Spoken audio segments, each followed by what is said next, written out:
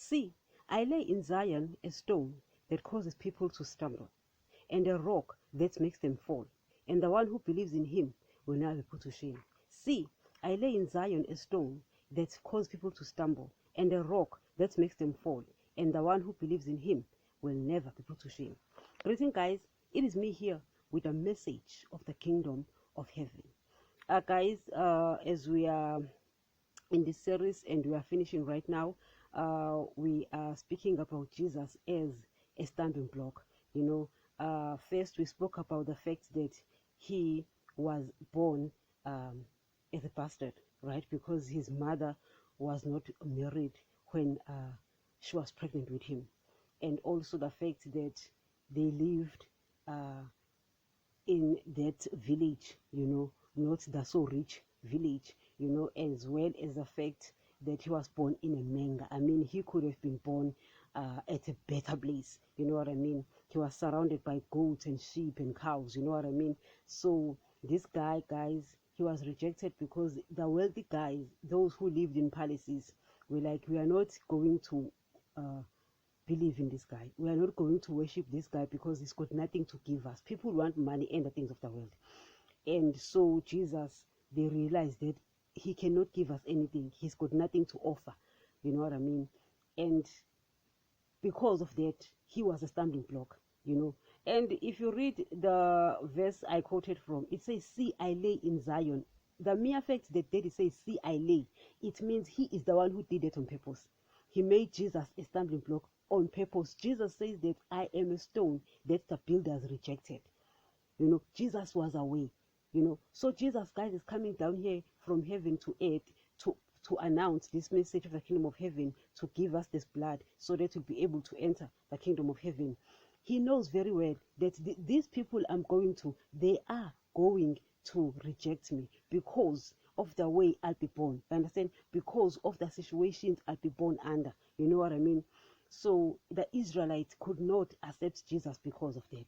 So we've spoken about that, and also we spoke about the fact that he was ushered by a non-entity, by a nobody, because, guys, I always speak of presidency here as the highest call here on earth, but comparing Jesus with the president, guys, that would be an insult to Jesus, because Jesus cannot lead people who are spiritually dead.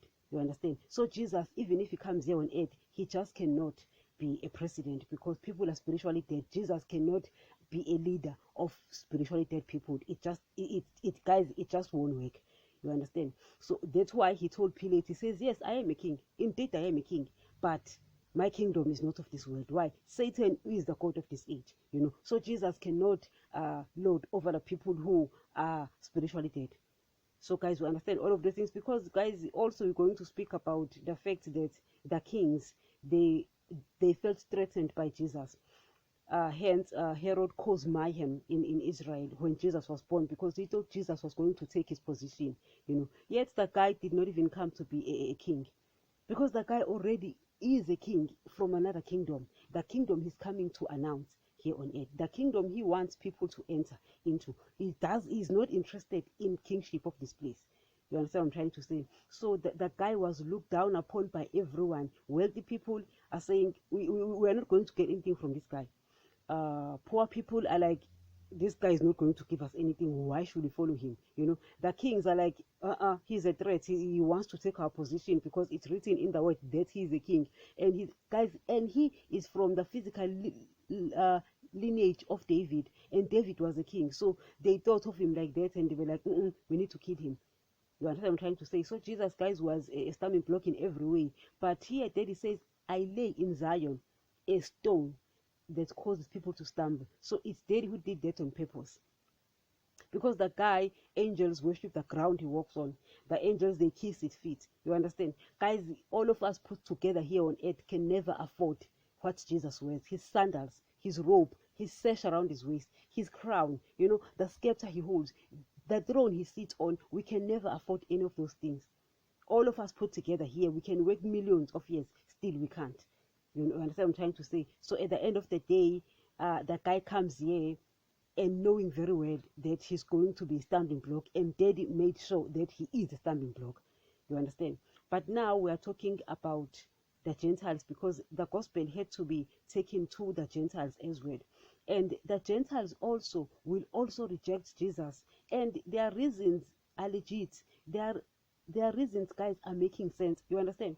Because they will be like, why do we have to worship a guy who's from the Jews? Why can't we pick a guy from our own nation? Why can't we pick a guy from our own race? Why should we pick this guy who's white? You understand what I'm trying to say?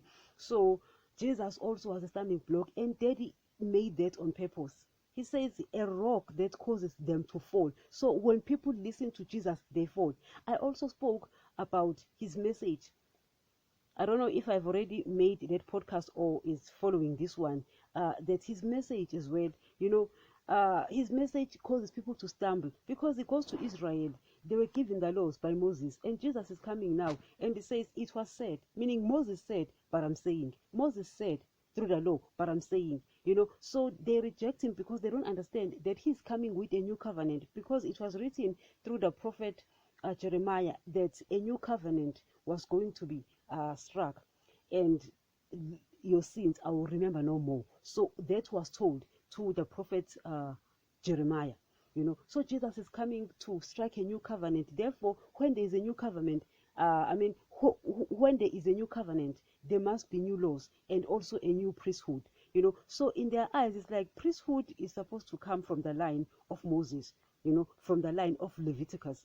And you are doing all of these things, are saying all of these things, because Jesus Christ also became a new priest, the high priest in the order of Melchizedek. You understand? That's why he went upstairs there to present the blood. So the guy came to strike a new covenant, not the one that they struck with Abraham, because with Abraham he was interested in finding a person who obeys him. You understand? So struck a covenant with that person. Thus Jesus will come. So the Israelites had all of those problems, but now it's us now, the Gentiles. The gospel is coming to the Gentiles, and the Gentiles are rejecting Jesus, because it's like, why can't we pick a black man, because we are black as well? Why do we have to pick this men from the nations of the Jews, these white men? Why shouldn't we pick an Indian man, because we are Indians? Why should we pick this one? Why can't we pick a Chinese man? Why can't we pick a Japanese? You understand what I'm trying to say? So we Gentiles are like, and also white people are like, why do we have to follow this man who's from the nation of the Jews? You understand? So the guy is rejected in every way. Yet if he had come as a blue man or a gray man, we would have said, we are not worshipping an alien. You know what I'm talking about? So at the end of the day, Jesus had to come through one line.